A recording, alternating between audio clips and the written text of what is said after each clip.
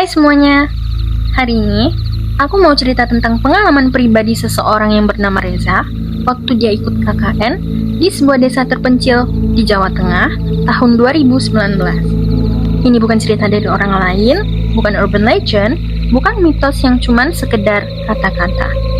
Ini kejadian yang Reza alami sendiri. Reza itu orangnya sangat skeptis. Dia nggak percaya sama mitos-mitos, apalagi hantu. Tapi kisah ini bikin Reza sedikit percaya kalau apa yang mungkin menurutnya tidak ada, ternyata ada. Dan sampai sekarang, Reza masih merinding kalau ingat apa yang terjadi di malam itu. Waktu itu Reza dan 8 temannya dapat lokasi KKN di salah satu desa kecil di Jawa Tengah. Letaknya jauh dari pusat kota, sekitar 45 menit perjalanan naik mobil. Awalnya sih santai aja, jalanan masih bagus, aspal halus. Tapi begitu mulai masuk desa, suasananya mulai beda. Mereka sempat dihentikan sama warga yang nyuruh mereka buat putar balik. Balik aja, bahaya di depan. Akhirnya mereka carilah jalur lain. Tetap rusak juga sih, tapi ya setidaknya lebih aman lah. Waktu sampai, mereka langsung ke rumah Pak Lurah. Dan ternyata, mereka akan tinggal di sebuah rumah yang posisinya itu tuh di ujung dusun, sebelah rumah Pak Lurah juga. Jadi awalnya mereka pikir aman-aman aja kan. Tapi itu sebelum mereka tahu siapa pemilik rumah itu sebenarnya. Rumahnya besar, agak tua, dan sepi. Di ruang tamunya itu ada 2 set sofa yang udah kelihatan tua banget. Dan di dinding ada satu foto besar. Foto seorang laki-laki dengan setelan formal dan seorang perempuan di sampingnya. Reza kira itu Pak Lurah dan istrinya. Tapi istrinya kok beda? Reza sempat mikir, apa dulu beliau kurusan ya? Hari-hari di rumah itu terasa biasa aja. Sampai Reza tahu kalau foto besar yang terpampang di dinding itu ternyata bukan Pak Lurah sekarang. Itu kakaknya, Lurah sebelumnya. Dan dari sinilah semuanya mulai terasa tidak biasa.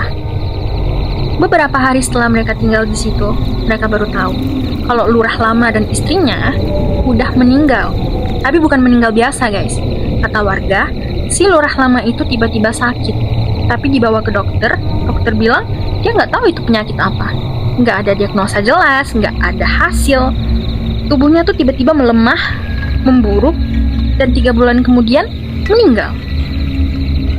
6 bulan setelah itu, istrinya ikut menyusul dengan cara yang sama.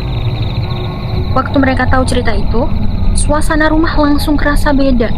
Reza nggak tahu sugesti atau bukan, tapi setiap kali Reza duduk di ruang tamu dan mandangin foto itu, rasanya kayak dia mandang balik.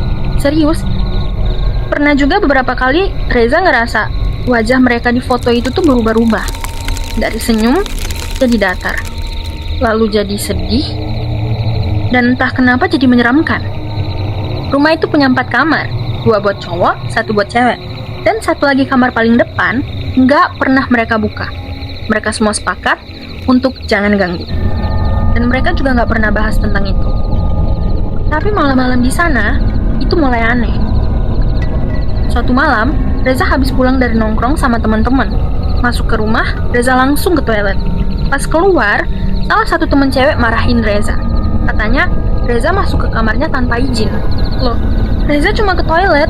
Bahkan waktu ramai aja, Reza tuh nggak pernah masuk ke kamar cewek. Tapi ya, demi nggak bikin panik, Reza cuma bisa minta maaf. Tapi, itu belum selesai. Besoknya, teman ceweknya cerita.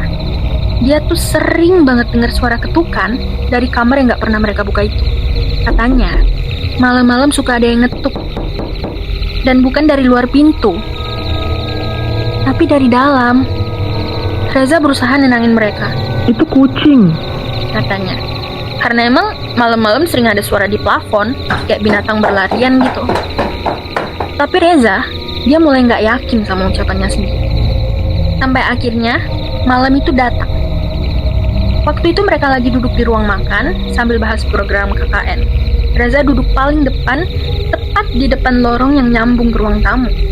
Dan tiba-tiba, Dari ujung matanya, Reza lihat sesuatu.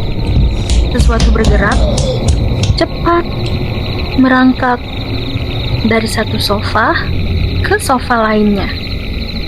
Awalnya Reza pikir itu kucing, tapi bentuknya itu terlalu besar. Dan kulitnya hitam. Hitam legam. Dan gerakannya tuh bukan kayak hewan, tapi kayak bayi. Merangkak, tapi cepet banget dan enggak bersuara. Reza di situ cuma bisa diem. Tubuhnya terasa dingin, kaku, tapi Reza bilang ke dirinya sendiri, lagi capek, cuma kelelahan, itu halusinasi. Tapi halusinasi nggak bisa berulang kan? Beberapa malam kemudian, mereka main kartu di ruang tamu. Menuju tengah malam, satu persatu temennya masuk ke kamar. Tinggal mereka berempat. 3 cowok, 1 cewek. Mereka pun ngobrol, bahas hal-hal pribadi dan segala macam. Lalu tiba-tiba, temen ceweknya mulai nyeritain soal kecelakaan di rel kereta, di jalanan. Dan orangnya tuh, meninggal nggak wajar. Jam menunjukkan pukul 2 pagi. Reza mulai nggak nyaman. Dan tiba-tiba, ada suara keras dari atas plafon. Kayak ada yang berlari gitu. Mereka semua terdiam. Dan saat itu, salah satu teman cowoknya menatap Reza. Matanya langsung ke arah jendela depan. Dia nggak ngomong. Cuma menggerakkan bibir perlahan. Itu siapa? Reza nggak mau lihat. Reza jawab cepat. Itu kucing. Udah malam, tidur yuk.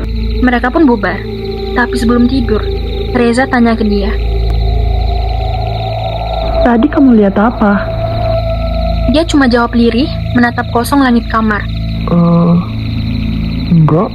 Hari-hari berikutnya, suasana menjadi kacau. Teman Reza mulai sering bertengkar soal program KKN. Suasana ruang-ruang di rumah itu jadi panas, gerah, dan nggak nyaman. Rasanya Reza ingin sekali cepat keluar dari rumah itu. Dan ya, KKN pun selesai. Beberapa hari setelah KKN selesai, mereka kumpul di rumah salah satu teman di kota. Bercanda, ngobrol, lepas stres. Dan akhirnya, Reza punya kesempatan buat tanya lagi ke temannya. Apa yang kamu lihat malam itu? Dan wajah temannya berubah jadi serius, dingin, seperti orang ketakutan. Dan dari mulutnya, mulai keluar jawaban. Dia lihat sesosok anak kecil berwarna hitam legam berdiri di balik jendela, melambai-lambai dan tersenyum ke arahnya. Reza langsung diem, nggak bisa ngomong, speechless. Bulu kuduknya berdiri, dingin, diam, dan jantungnya rasanya berhenti sejenak. Karena Reza juga pernah lihat sosok itu. Tapi malam itu, dia nggak di luar. Dia merangkak di dalam rumah. Kalian percaya kalau rumah bisa menyimpan kenangan dari mereka yang udah nggak ada? Atau mungkin bukan sekedar kenangan, tapi mereka sendiri yang belum mau pergi. Kalau kalian pernah ngalamin hal yang mirip, tulis di kolom komentar. Karena jujur, Reza masih belum bisa lupa dengan sosok anak kecil itu. Makasih udah dengerin cerita hari ini. Kalau kamu suka, jangan lupa like, komen, dan subscribe. Sampai ketemu di cerita selanjutnya ya.